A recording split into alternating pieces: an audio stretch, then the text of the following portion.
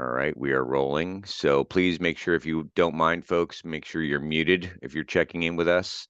And Nermina, over to you. All right, thank you so much. Hi, thank you for having me. My name is Nermina Durgutovic. I'm the Associate Director here in Admissions at Albany Med. I do have a presentation for you, so I'm going to share my screen. I have a lot to cover because I try to go through absolutely everything I can. But keep in mind, this is just an intro into this info and an intro to us and, me. So if you have any questions or you want to contact us after this, please feel free. I'll give you our contact a few times, but let me get started. I'll share my screen with you. Can you all see that? Sure can. Okay. You see the presentation? Sure can. Yep, sure Okay, do. awesome. Yep. Perfect. So right at the bottom there, that is our email. So that's the general admissions at amc.edu. I'll give you my email at the end as well, so you can contact me directly. We also have that AMC_admissions Instagram. Our coordinator, Miranda Wisman, does a fantastic job posting about things we have going on in our office, but also about the area. So if you're not familiar with Albany, I highly recommend it. So Albany Med, I do want to go through that a little bit. We are one of the oldest medical schools in the country, one of the first. We opened in 1839, so just a year before this drawing was done. You can see the horse and buggy ambulances out front. So we started out very small. We've stayed small specifically because it's so much easier for students to be heard, and it's easier for us to hear the students when you're only one of a few hundred instead of one of thousands. So that's something that we have stuck with and helps us have this very tight-knit and supportive community. We have a few different options. So as you know, we do MD, but we also do MD, PhD, MBA, MPH. One thing I will say about this is there's no separate application process. Medical school is very different than undergrad or even grad school. We want you to first start medical school and kind of get acquainted with it, understand how you deal with the coursework, your schedule, how you want to handle studying, things like that. And then you would let your academic advisor know you're interested in one of these dual degree programs, and they'd work on it with you. Typically, what happens is you're going to take time between your second and third years, finish your PhD, MBA, or MPH, and then you'll come back for your last 2 years. So we also have this MD with distinction. So you have research, service, health systems analysis, which is more of the business side, bioethics and advocacy. They each have their own separate requirements and how you go about them. The best way I can describe it is essentially as a minor. So you are, you're doing your MD, but you're also, having a scholarly focus in one of these specific dimensions, right? The research, service, health systems analysis, bioethics, advocacy, and you'd be working with your advisor. You'd have an advisor for that distinction as well. And it's just something to add on your resume. It's something that looks good when you're applying to residencies and things like that. And I always say, if you're going to be doing research anyway, why not do the distinction and get, the credit? Same thing with advocacy, all of this other stuff, right? And it's the same exact system. You would first start your MD with us, and then if you are interested in one of these, you would let your advisor know, and then you can get started. But there's no separate application for either the dual degrees or the MD with distinction. So like I said, we have a very tight-knit, very supportive community. We are very service-oriented. I know a lot of questions we get are, what are the opportunities for service at Albany Med? And it's actually part of our curriculum all 4 years. So we have service learning, and you are required to put in hours in the community. There's a lot of reasons we want to do this. First of all, being a doctor, you're going to be in essentially a career of service the rest of your life, right? So we want to make sure that you understand that you appreciate it, that you respect that. But we also want to make sure that you are seeing the community and the community seeing you, right? So it's very important that when you're in medical school and you're seeing all of these patients and you're seeing these cases, it can be really easy to start thinking of it kind of like homework, right? You have to kind of get this done to move forward in your curriculum, but they're still people, right? So we want to make sure that you're going into the community, you're helping them out, you're seeing them in their element, so that when they come to see you at the hospital, you can see the people, the whole people, and not just the task you have in front of you.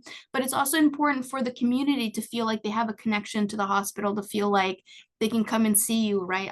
For a lot of people, going to the doctor is very scary. For a lot of people, they don't really trust medicine.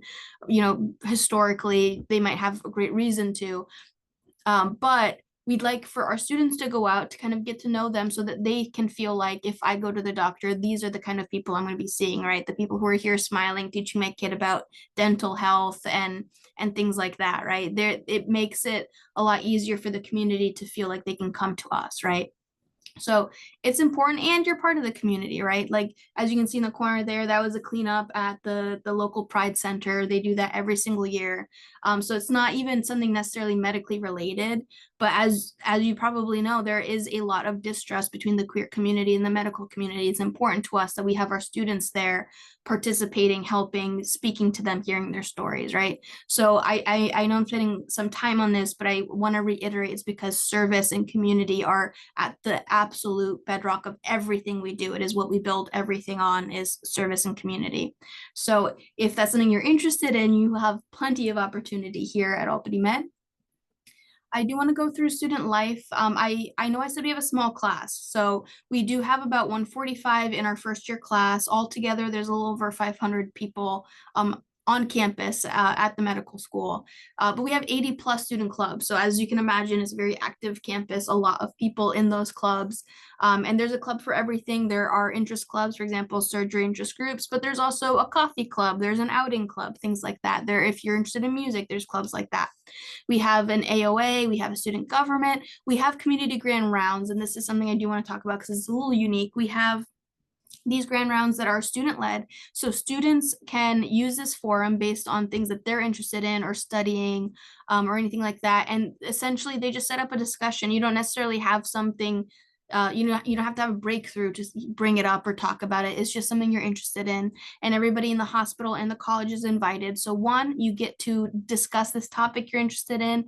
You are networking, you're meeting doctors, you're meeting physicians, researchers at these student grand rounds, and you're learning things, right? You can say, I'm interested in this very particular new discovery, and then maybe somebody there has worked with them, or maybe they know people who are doing research in that and they can connect you. So it's a unique opportunity for our students, and we really appreciate just having the students do it. It's nice to see the passion, and especially because they get to do what they want to talk about. The passion really is so evident in their presentations.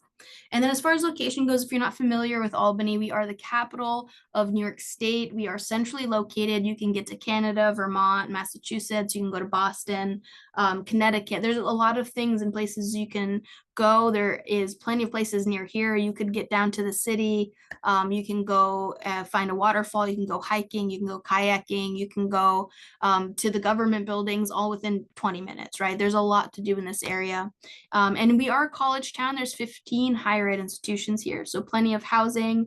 Our students get free access to the CDTA bus line, and that CD part is Capital District. So it's not just Albany, it's the entire Capital District. You can navigate essentially for free using the bus system, and we have free bike share using the same CDTA bus system. And everything for the most part is within walking distance. You can get housing, you can go to your clinical rotations, you can go to dinner, you can go to your lectures in about a 6-7 minute walk. So it is really accessible as far as the area goes. And if you're somebody who doesn't like to drive, I definitely don't. It is a situation where you don't really need to worry about that because everything is so close. Student supports is also something I want to talk about. And this kind of brings in that part about how we have 80 plus clubs. So as far as academic supports, we have your academic advisor. Everybody's assigned one. And like I said, small school. So you're not one of, dozens and dozens and dozens this advisor has. They will know you by name. They'll know your interests. They'll be able to, speak to somebody about an opportunity and go, oh, one of my advisees was just talking about that. They might be interested. It's a lot easier to kind of have those connections and have the advisors make those connections for you as well. We do have peer tutoring, but we also have a learning specialist. Every single person is required to meet with our learning specialist at least once. Like I said, medical school is very different than undergrad or grad school. We want to make sure you're speaking to somebody about study habits, how you plan on kind of going through the curriculum, any concerns you have, any challenges, and have somebody who knows what they're talking about kind of help you through that. And everybody meets with the learning specialist at least once, but they're available to you all year whenever you need.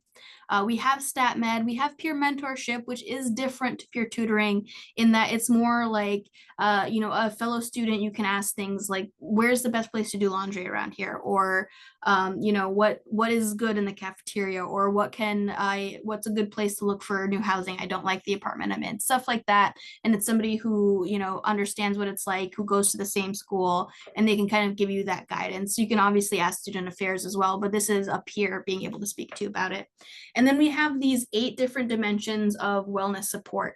And now this is something that is incredibly important to us. And this kind of ties all back in together with the clubs and all of this, is that you're a whole person. And this is true. I do want to say this. No matter where you end up going to medical school, you're going to be a whole person there. And medical school sees a lot of burnout. Burnout is incredibly prevalent in medical schools, partly because of how different it is from undergrad. It can feel alienating to feel like you have everything kind of on lock in an undergrad and then go to medical school and feel like you're struggling. It can feel terrible. There's also a lot of, imposter syndrome, things like that. But one of the biggest issues with burnout is that students are treated like, and students treat themselves like they're nothing but students, and you're not, you're a whole person. So this kind of goes back to that. We are looking at these different dimensions of wellness because they all matter, even though, we're not a religious school. Your spiritual wellness matters to us. We want to make sure that you have those options here. You have community here. It goes for all of these different dimensions of wellness. You have supports, they have resources, things like that. But we also want to make sure that you're understanding that about yourself too, right? We want you to do your hobbies. We want you to do things that you enjoy outside of medicine because you're a whole person and you should be able to do those things, right? So I say this both as somebody from Albany Med, but just any medical school you go to, take a look at what kind of wellness supports they have, what kind of, student life they have. Do you feel like they could support your whole person there, not just get you where you want to go and for your medical career, but as a whole person? You're going to have to spend 4 years there. It's going to be difficult. You're going to be doing, clinical rotations. They're going to call you at an overnight, and you're really going to want to be supported in those moments, right? You want to make sure that you feel like you're not kind of going through it alone, because you're not, and you shouldn't be. Okay, so I do want to go through a little bit about the medical center. I won't spend too long on this, but we are connected to Albany Medical Center. And where we are a small school, they are a massive, massive hospital system, really. We're the only academic medical center within 150 miles. That means every clinical opportunity, everything like that is solely for our students. We serve 25 counties in northeastern New England, Western New England and northeastern New York. And something that's really nice about that is it means that the actual patient population is so, so broad and different. We are seeing people, helicoptered in from Vermont or from Massachusetts or where have you. So you're not necessarily just seeing local patients. You're seeing a very, very wide swath of patients and cases. And there's a lot of unique things that brings patients here. Like I said, we have a level 1 trauma center, is the busiest level 1 trauma center in New York State. We have a level 4 NICU, the highest level of NICU. We have the only pediatric oncology hematology clinic in those 25 counties. So a lot of unique things and a very, very large service area. So you get to see a lot without really having to go anywhere. You're just down the hall from your classes. And we are part of Albany Health System. So Columbia Memorial, Glens Falls, and Saratoga are also part of our system, which means just more opportunity for clinical experience in different areas. So our Underrepresented Student Alliance, I do want to give a shout out to. They're unbelievable. They kind of formed themselves about 6 years ago. They saw there's a lot of intersectionality between the underrepresented groups on campus. So what they did was they formed this coalition. They're pulling together resources, time, manpower, all of that. And they've had such a presence on campus and in the community. But I always try to give them a shout out. One, if you're interested in any of these clubs, highly recommend checking out their website. But two, they're all current students, right? So if you have a question that maybe an admissions rep might kind of be able to answer, but it's not the student perspective, this is a good place to go to get the student perspective if you need. So their website is just usa@amc.org. Okay, so I'm going to go through the application process a bit. I'll talk about our process, but also just keep in mind a lot of this is relevant for other schools as well. So when it comes to the academic preparation, what we're looking at is your both overall GPA and science GPA. We're looking at them separately. We want to make sure, one, that you're able to handle science course rigor. So many science courses at once, how you do in them, how many you can handle, things like that matter, because medical school is all of those hard science courses all the time, right? It's an entire curriculum of them.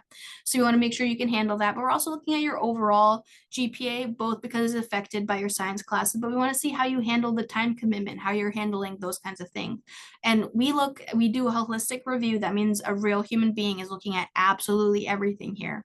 So something we will look at here too is how many clubs you were in, what time you were in those clubs. For example, if we see that, say, sophomore year, you kind of struggled academically, but you took on a lot of leadership positions in clubs, that's going to give us, a little bit of worry about your time kind of commitments, but also how you manage it, right? Your time management skills. We're going to look at your MCAT. We're going to look at score and number of times taken.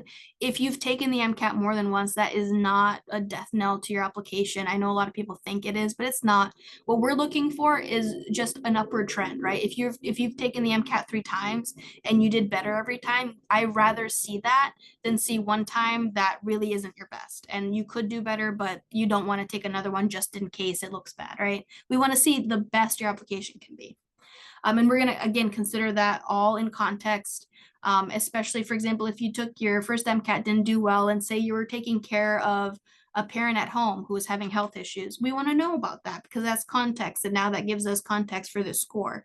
And we can understand that this isn't the score you had at when everything was perfectly fine and everything was at its best. It's what the score you had when you were stressed and you had all of this going on, right? So it's both the score and the context we're looking for.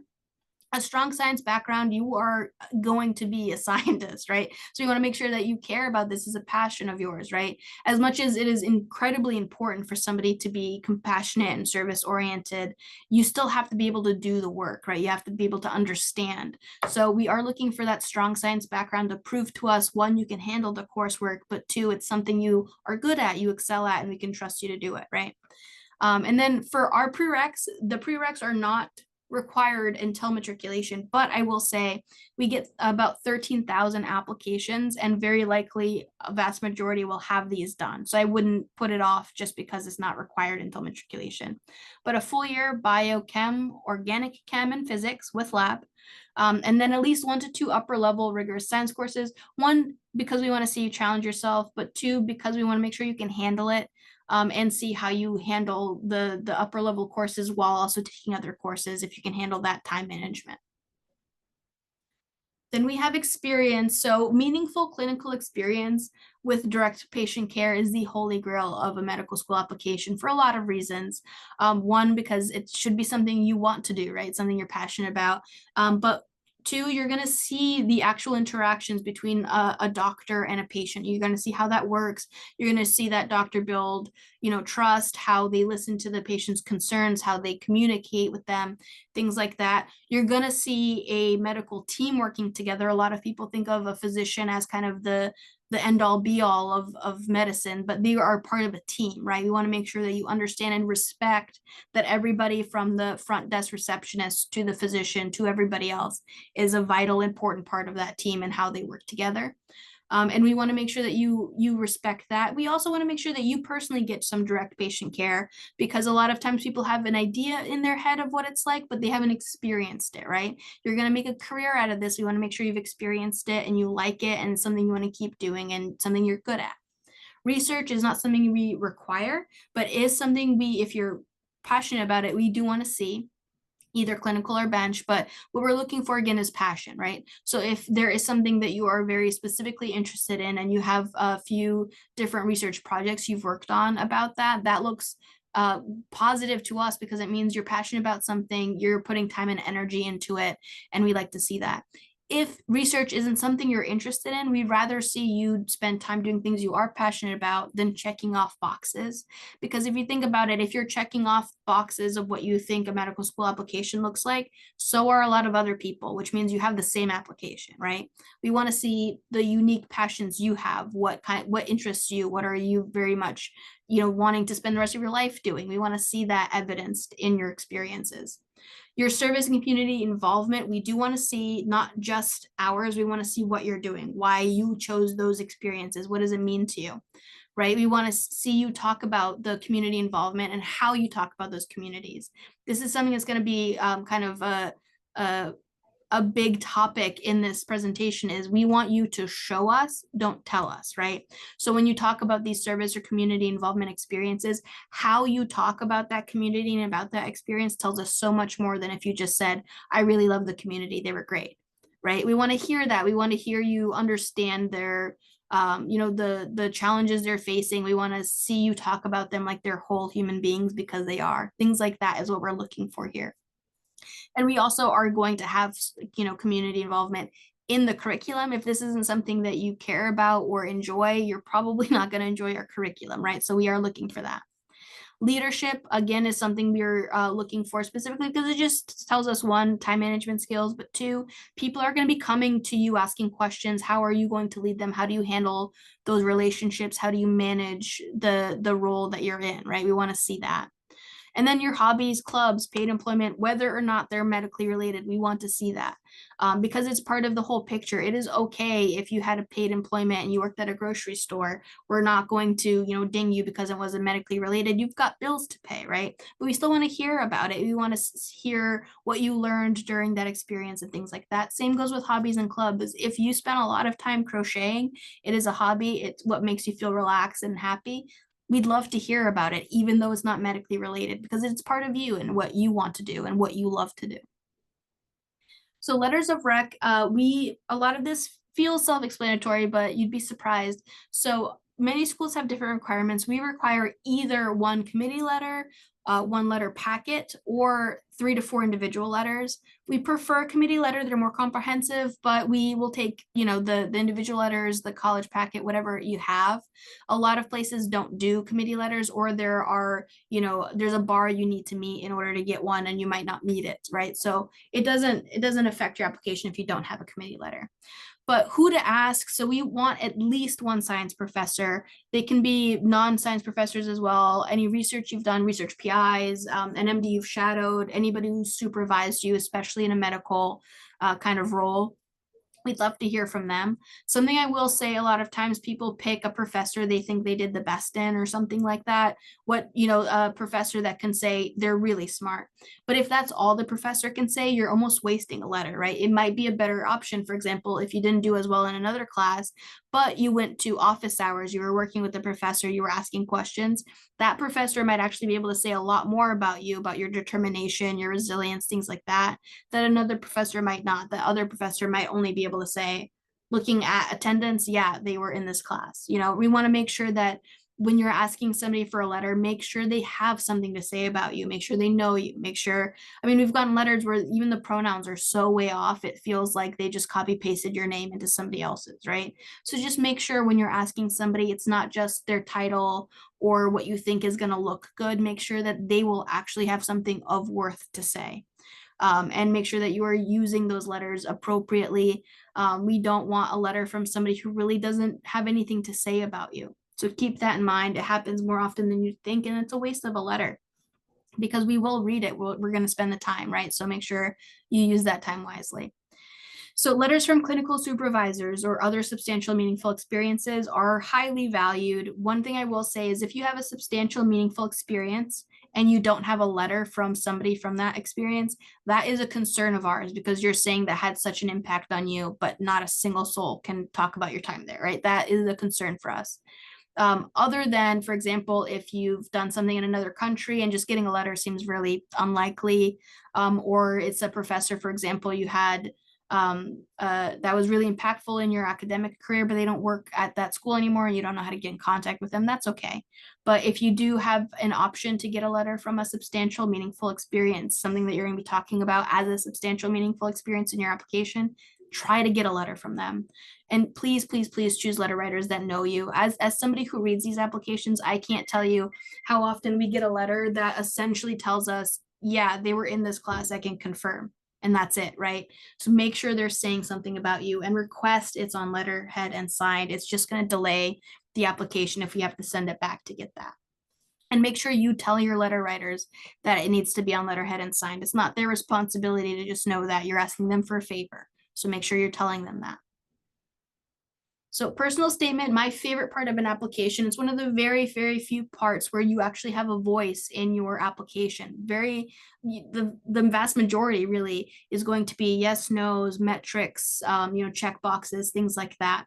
This is a very, very rare opportunity for you to tell the committee in your own voice why you are going to medical school, why you want to be a physician, why this matters to you. Please, please don't waste that opportunity. It is so important, and it can be one of the most impactful parts of your application if you spend time on it.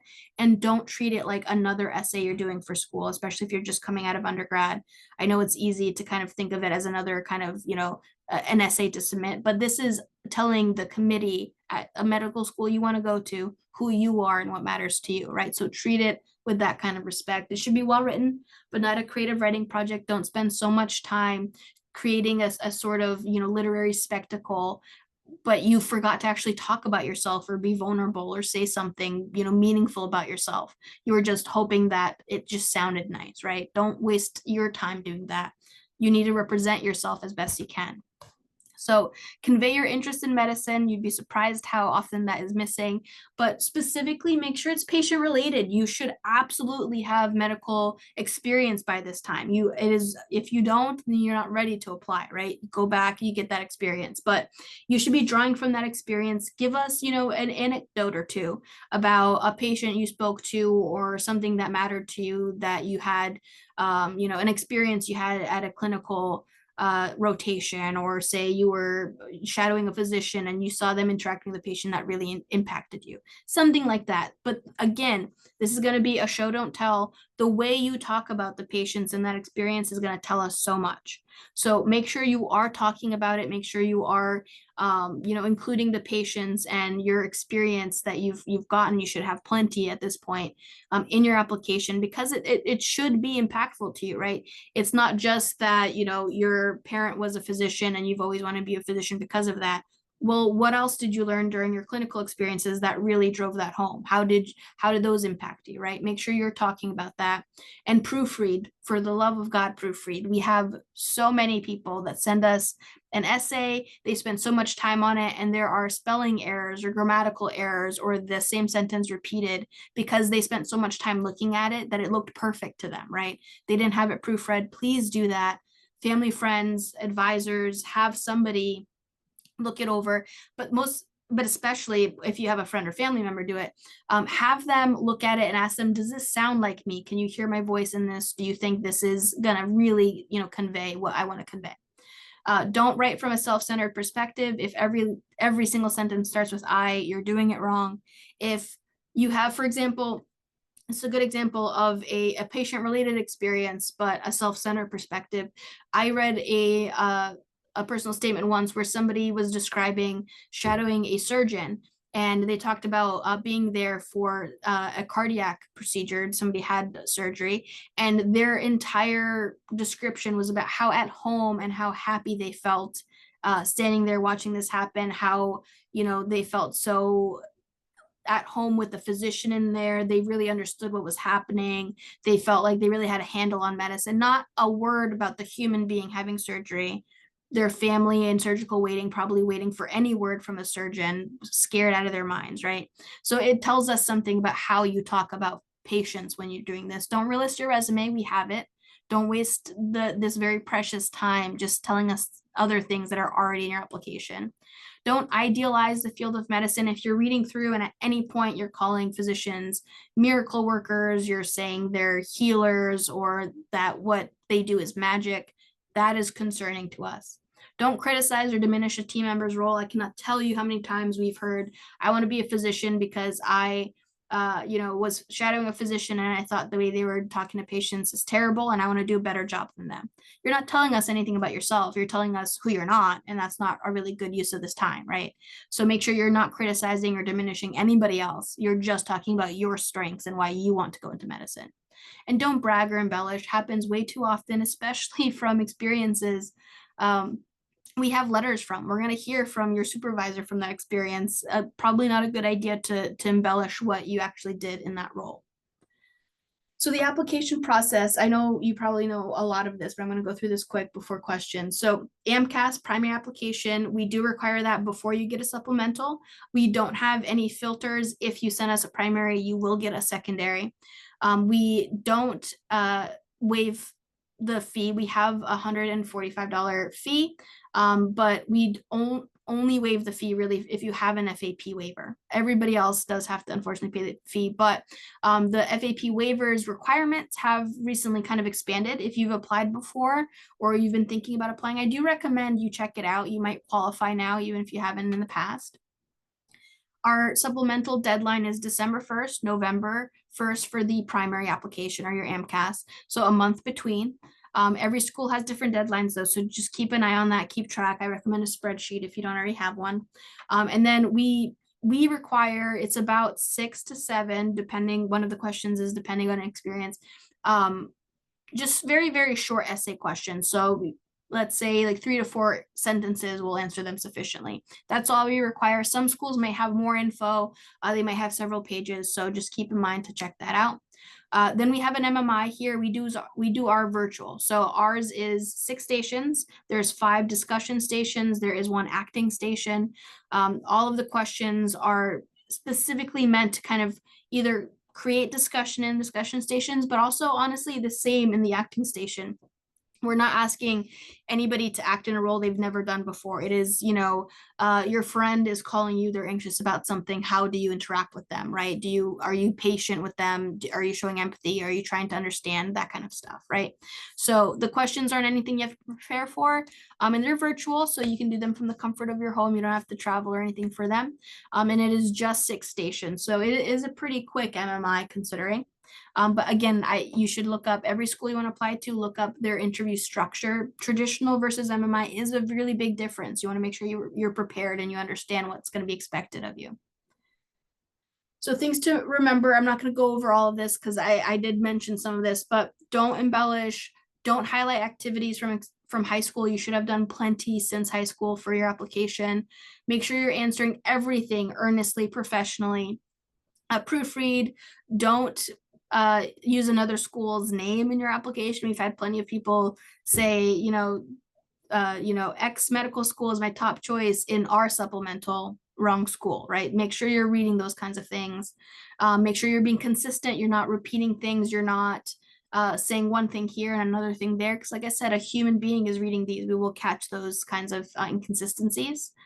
And just in general, think like a professional in everything you do. We do ask for a photograph for people who are interviewing with us, and we have gotten way too many with a friend cropped out and a red Solo cup in your hand, a lot more than you'd think. So just always think like a professional, act as if your application now and the pictures you submit are going to be shown to the residency application as well, right?